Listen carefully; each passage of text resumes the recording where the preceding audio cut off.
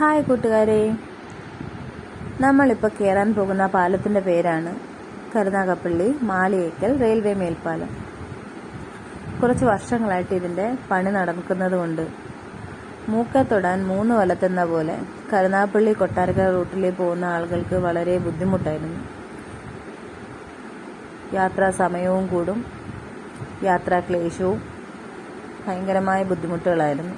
ഇപ്പോൾ അതിനെല്ലാം ഒരു പരിഹാരമായി 3-4 ദിവസം മുന്നേ പാലത്തിൻ്റെ ഉദ്ഘാടനമൊക്കെ കഴിഞ്ഞു. ഉദ്ഘാടനമെല്ലാം കഴിഞ്ഞ് നമുക്ക് അതിലൂടെ യാത്ര പോകാനൊരു അവസരം കിട്ടിയപ്പോൾ അതിൻ്റെ ഒരു വീഡിയോ എടുക്കാമെന്ന് കരുതി. നല്ല ശ്യാമസുന്ദരമായ ഒരു സ്ഥലത്തിൻ്റെ നടുക്കൂടെ ഒരു മേൽപ്പാലം. അവിടെ ഒരു കോളേജൊക്കെ കാണാം.